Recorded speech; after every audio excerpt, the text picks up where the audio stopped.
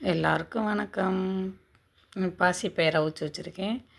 தக்காளி, வெள்ளரிக்காய், மாங்காய், வெங்காயம், கொத்தமல்லி இதெல்லாம் சேர்த்து ஒரு 4 பேர் சாப்பிட்ற அளவுக்கு நான் காலை டிஃபன் இதை தான் செஞ்சுருக்கேன். பயறு அவிச்சு வச்சுருக்கேன், உப்பு போட்டு அவிச்சு வச்சுருக்கேன்.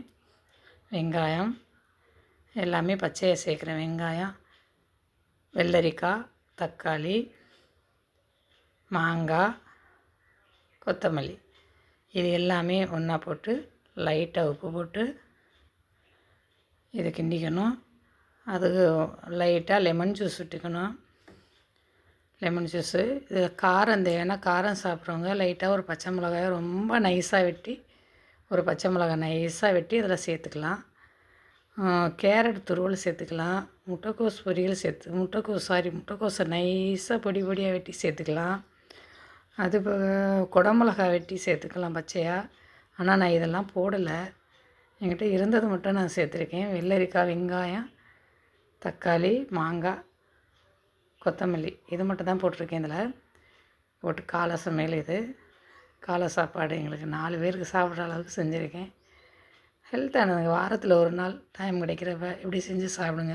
இதை சாப்பிட்டு லைட்டாக ஒரு ஜூஸ், ஒரு நெல்லிக்காய் ஜூஸோ, ஒரு வாட்டர்மெலன் ஜூஸோ, இல்லை ஒரு ஆரஞ்சு ஜூஸோ ஏதோ லைட்டாக ஒரு ஜூஸ் குடிச்சிட்டிங்கன்னா அருமையாக இருக்கும். அன்றைக்கி நாள் நம்ம வாரமெல்லாம் இட்லி, தோசை, ஆப்பம் இப்படி தானே சாப்பிட்றோம், உப்புமா. இப்படி இடையில வாரத்தில் ஒரு நாள் பயிர்களை செஞ்சு சாப்பிட்ணும்.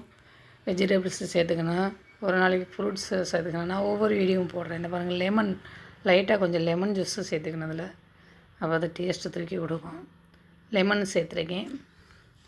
இப்படி வாரத்தில் ஒரு நாள் ட்ரை பண்ணி பாருங்கள், நல்லது, உடம்புக்கு நல்லது இந்த மாதிரி சாப்பிடும்போது. இது நான் பாசி பயிர் சேர்த்துருக்கேன். இதில் நீங்கள் காராமணி சேர்க்கலாம், கொண்டக்கடலை சேர்க்கலாம், பட்டாணி சேர்க்கலாம். எதில் வேணாலும் இது செய்யலாம் நீங்கள். நன்றி, வணக்கம்.